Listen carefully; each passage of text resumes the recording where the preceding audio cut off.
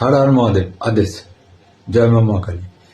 26শে ফেব্রুয়ারি থেকে যদি আপনার ফোন কাউকে ভুল SMS করে বা ভুল কোনো ইনফরমেশন পাঠায় বা আপনার ওপরে যদি কারুর কোনো ভুল সিদ্ধান্ত নিয়ে থাকে কেউ, আপনার যে কথাবার্তা চালচলন ইত্যাদির বিরোধিতা করে বা আপনি কোনোভাবে কোনো ভুলবশত কোনো কাজ করে ফেলেন কোনো জায়গায়, তাহলে আপনি জানবেন যে আপনার বুধ গ্রহ রেট্রোগ্রেড হয়ে গেছে।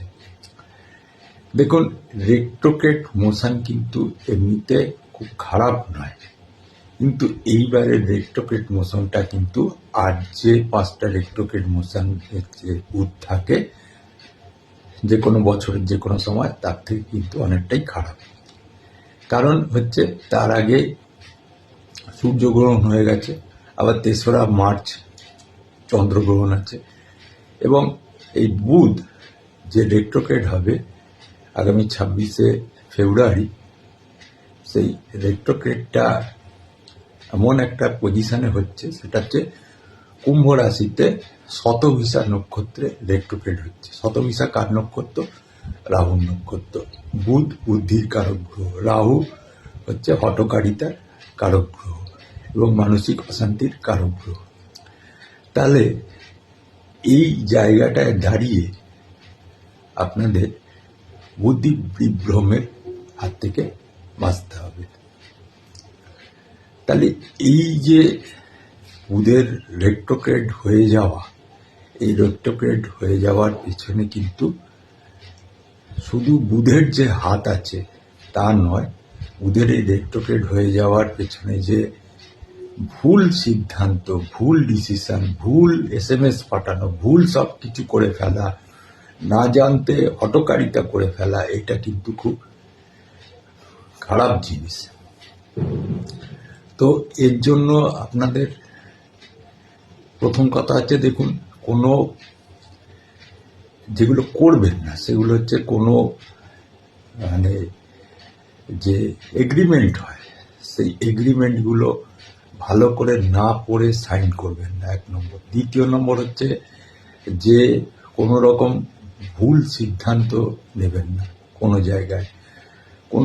কোনো রকমভাবে হঠকারিতা করে প্রপার্টি কিনবেন না, কোনো কিছুতে রেজিস্ট্রিতে কোনো কিছু সই করবেন না, এবং যত রকমের সিদ্ধান্তগুলো নেবেন সেগুলো সব ঠান্ডা মাথায় আপনাদের নিতে হবে, এবং হঠকারিতা পরিত্যাজ্য।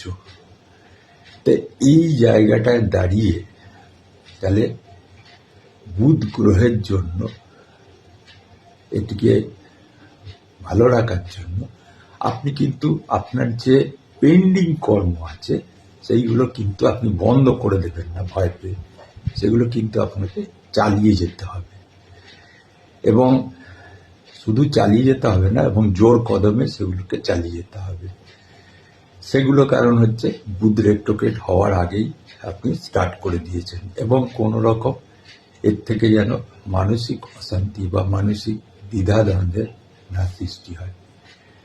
তাহলে এর থেকে একটা বাঁচার আমি সহজ উপায় বলছি।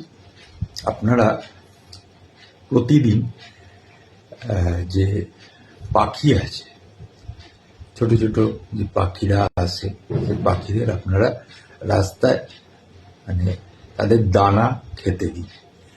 আর নেক্সট একটা বলছি, এই যে 17-18 দিন মানে 3 সপ্তাহের মতো আপনারা প্রতি বুধবার আপনারা শ্রী শ্রী সর্বসিদ্ধি বুদ্ধিদাতা গণেশ দেবতার পায়েতে